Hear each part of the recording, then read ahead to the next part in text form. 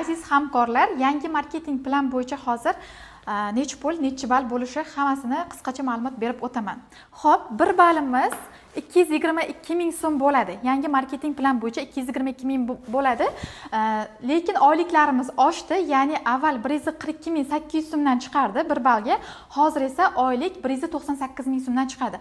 Oyliklarni alohida tushuntirib beraman. Hozir esa necha ball, necha so'mdan bo'lishi haqida qisqacha tushuntirib beraman. Xo'p, 2 ballimiz demak 444 ming so'm bo'lar ekan, sovg'a har doimgidek bitta sovg'a beradi. 4 ballimiz 888 ming so'm bo'ladi va 3 ta sovg'a beradi. Va bilasizlar, bir oyda 2 marta bizda aksiya kunlari bo'ladi. Aksiya kunlarimizda 4 ta 5 ta sovg'a beradi, aynan 4 ballimiz uchun.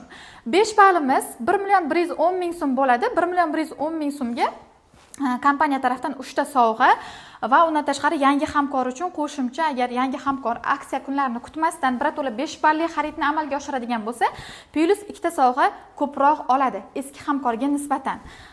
Xo'p, 6 ballimiz 1 million 332 ming so'm bo'ladi. 4 ta sovg'a beradi va plus 2 ta yangi hamkor uchun qo'shib beradi sovg'a. 5 balldan bu yog'iga ko'rib turibsizlar, yangi hamkorga 2 ta sovg'a ko'proq beradi. 6 ballimizni ichida bitta 2, bitta 4 bo'lgani uchun 2 ballga bitta, 4 ballga 3 ta-ku. O'sha sababli mana 4 ta sovg'a beradi. Xo'p, dars ketamiz. 7 ballimiz 1 million 554 ming so'm bo'ladi. Kompaniya tarafdan 4 ta sovg'a olasiz. Yangi hamkor agar birinchi xaridini qiladigan bo'lsa, plus 2 ta, ya'ni 6 ta sovg'a oladi yangi hamkor. 8 ballimiz 1 million 776 ming so'm bo'ladi. 6 ta sovg'a plus yangi hamkor 2 ta, yangi hamkor demak 8 ta sovg'a olar ekan. 9 ballimiz 1 million 998 ming so'm bo'ladi. 6 ta sovg'a olasiz 9 ball uchun.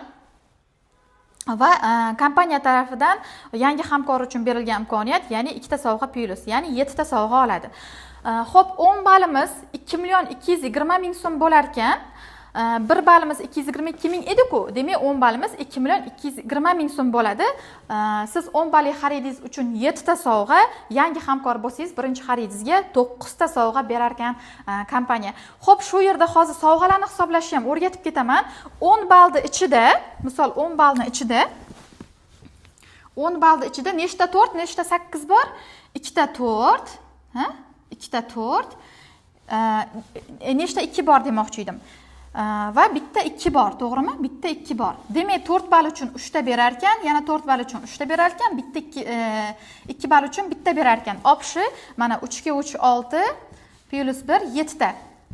Ko'ryapsizlarmi? Sovg'ani hisoblashni bemalol shunaqa qilib hisoblasanglar bo'ladi. Ya'ni hamkorliklar qanaqa xarid amalga oshirishdan qat'iy nazar, siz sovg'ani xuddi mana shunaqa tarzda hisoblasanglar bo'ladi. Demak, mana 7 ta sovg'a berar ekan 10 ballga, yangi hamkorga plus 2 ta qo'shib ketaverasizlar.